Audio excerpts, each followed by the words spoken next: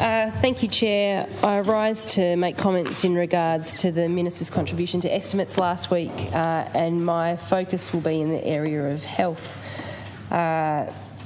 And just before I start speaking to this particular matter, there's a consistency in the theme that I'm picking up across a number of portfolio areas and a lot of Minister contributions in terms of major infrastructure announcements. Earlier I had the opportunity to reflect on Minister Barnett's contribution and express some disappointment in the process of making timed announcements around election campaigns to deliver signature or to raise signature expectations in a community where funding commitments may be delivered and then followed up with actual input into the budget. On that matter, it was $100 million for irrigation, which is critically important to all of Tasmania. We've heard Minister Ferguson speak earlier around the reason why we're not seeing things actually included in these current estimates is because industry are calling out for longer-term consideration of infrastructure development and rollout. And of course, from the little old world of local government where I come from, we run budget estimates every year.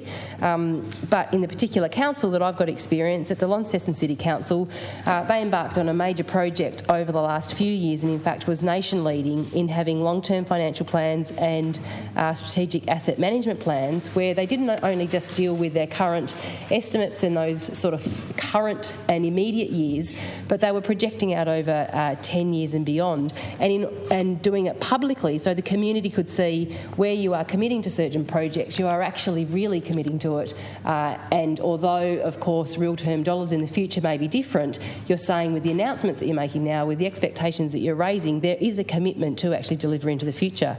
So my contribution today is in the area of health, in particular to the LGH. And it would have to be characterised, I think, as a signature announcement around the Stage 2 master plan of the LGH. And I want to, like I do with every contribution, acknowledge the good work that is currently happening. There is some funds in the budget for some works right now. The challenge is always infrastructure development in and of itself used to be, could be, determined as the easy part of a delivery, but staffing and operating new infrastructure is always where the heavy spend ends up and where the focus on ongoing investments need to be made, particularly around securing recruiting and securing staff.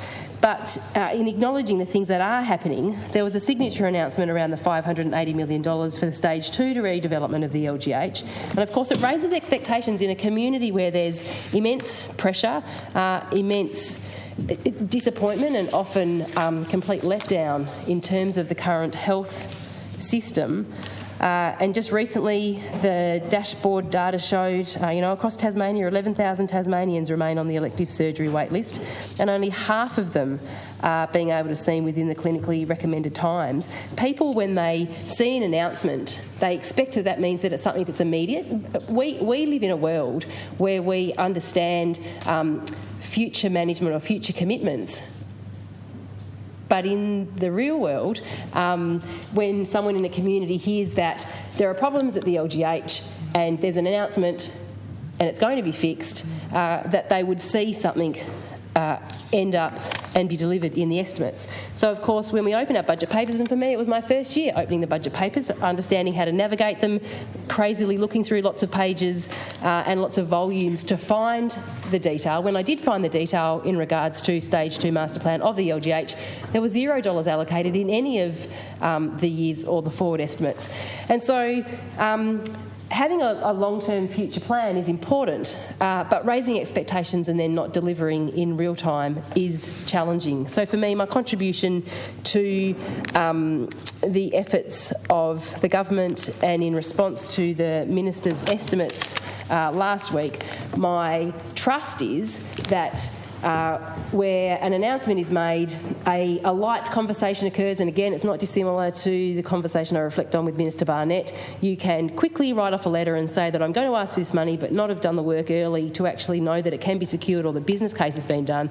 I trust that the Minister will follow up and make strong representations, ensure that the funds are actually secured so the people in Northern Tasmania that are concerned about their ability to access and be supported by the LGH will actually be delivered, and Stage 2 of this project will occur. Staff will be secured and maintained into the facility, and our community will be served by what we are hopeful for will be a strong investment into the health in Northern Tasmania.